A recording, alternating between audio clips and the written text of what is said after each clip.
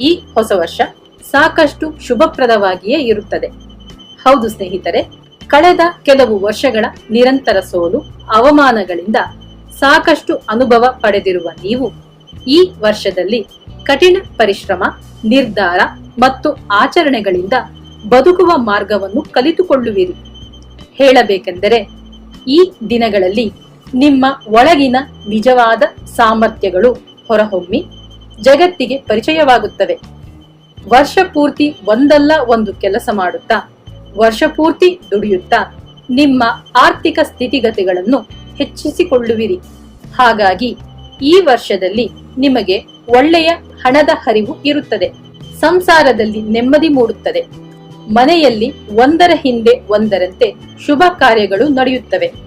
ಹಳೆಯ ವಾಹನವನ್ನು ದುರಸ್ತಿ ಮಾಡಿಸುತ್ತೀರಿ ಅಥವಾ ಹೊಸ ವಾಹನ ಖರೀದಿ ಮಾಡುತ್ತೀರಿ. ಹೊಸ ವಿನ್ಯಾಸದ ಆಭರಣಗಳನ್ನು ಕೊಳ್ಳುವಿರಿ. ಆಗಿಂದಾಗ್ಗೆ ಪ್ರಯಾಣಗಳನ್ನು ಮಾಡುತ್ತಿರುವಿರಿ. ಜೊತೆಗೆ ಆ ಪ್ರಯಾಣಗಳಿಂದ ನವೋಲ್ಲಾಸವನ್ನು ಹೊಂದುವಿರಿ. ಪೂರ್ವಿಕರಿಂದ ಬಂದ ಆಸ್ತಿಯನ್ನು ಮಾರಿ ಬೇರೊಂದು ಅನುಕೂಲಕರ ಸ್ಥಳದಲ್ಲಿ ಆಸ್ತಿ ಖರೀದಿ ಮಾಡುತ್ತೀರಿ. ತಾಯಿಯವರ ಆರೋಗ್ಯ ಸುಧಾರಿಸುತ್ತದೆ. ತಾಯಿಯವರ ಕಡೆಯಿಂದ ಬರಬೇಕಾದ ಆಸ್ತಿಗಳು ನಿಮ್ಮ ಕೈ ಸೇರುತ್ತದೆ.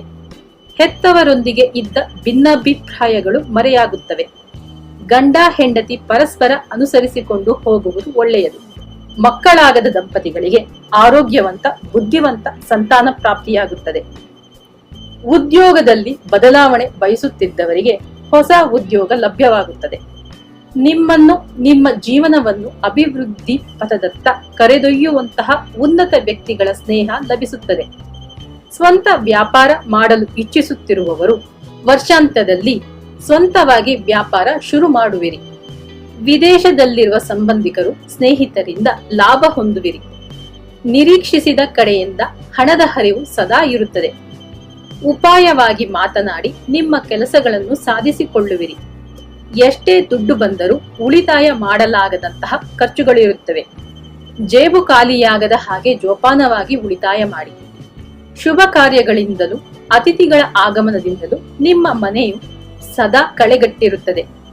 ಇಲ್ಲಿಯವರೆಗೂ ಸತಾಯಿಸುತ್ತಿದ್ದ ಸರ್ಕಾರದಿಂದ ಆಗಬೇಕಾದ ಕೆಲಸಗಳು ಇನ್ನು ಹೆಚ್ಚಿನ ಕಾಲ ವಿಳಂಬ ಆಗದೆ ತಕ್ಷಣದಲ್ಲೇ ಮುಗಿಯುತ್ತವೆ. ನಿಮ್ಮ ಸ್ನೇಹಿತರ ಬಳಗ ದೊಡ್ಡದಾಗುತ್ತದೆ. ವ್ಯಾಪಾರದಲ್ಲಿ ಭಿನ್ನವಾಗಿ ಯೋಚಿಸಿ ಹೊಸ ಹೊಸ ವ್ಯಾವಹಾರಿಕ ತಂತ್ರಗಳನ್ನು ಮಾಡಿ ಲಾಭ ಗಳಿಸುವಿರಿ. ಇದರ ಬೆನ್ನಲ್ಲೇ ವ್ಯಾಪಾರದಲ್ಲಿ ಪೈಪೋಟಿಗಳು ಹೆಚ್ಚಾಗುತ್ತವೆ. ಕೆಲಸದಲ್ಲಿ ಒತ್ತಡ ಹೆಚ್ಚಾಗಿರುತ್ತದೆ. ಉದ್ಯೋಗಸ್ಥರು ಪ್ರಮೋಷನ್ಗಾಗಿ ಕಾಯುತ್ತಿದ್ದರೆ ಅದು ಸಿಗುವುದು ಸ್ವಲ್ಪ ತಡವಾಗುತ್ತದೆ. ವಿದ್ಯಾರ್ಥಿಗಳು ಪರೀಕ್ಷೆ ತಯಾರಿಗೆ ಸಂಪೂರ್ಣ ಸಮಯ ಒದಗಿಸಿ ಶಿಸ್ತು ಶ್ರದ್ಧೆಗಳಿಂದ ಅಧ್ಯಯನ ಮಾಡಿರಿ. ಆಗಷ್ಟೇ ನೀವು ಉನ್ನತ ದರ್ಜೆಯಲ್ಲಿ ಉತ್ತೀರ್ಣವಾಗಲು ಸಾಧ್ಯ. ನೆನಪಿನ ಶಕ್ತಿಗಾಗಿ ಯೋಗ ಧ್ಯಾನಗಳನ್ನು ಮಾಡುವುದನ್ನು ಅಳವಡಿಸಿಕೊಳ್ಳಿ.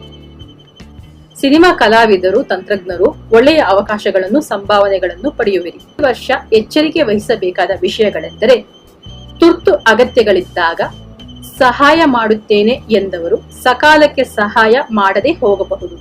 ಹಾಗಾಗಿ ಪ್ರತಿ ಪ್ರಯತ್ನದಲ್ಲೂ ಬದಲಿ ವ್ಯವಸ್ಥೆಗೆ ಸಿದ್ಧರಾಗಿರಿ. ಅಂದರೆ ಪ್ಲಾನ್ ಬಿ ಯನ್ನು ರೆಡಿ ಇಟ್ಟುಕೊಳ್ಳುವುದು ಒಳ್ಳೆಯದು. ನಿಮ್ಮ ಮುಂಗೋಪದಿಂದ ಒಳ್ಳೆಯವರ ಸ್ನೇಹ ಕಳೆದುಕೊಳ್ಳದ ಹಾಗೆ ನೋಡಿಕೊಳ್ಳಿ.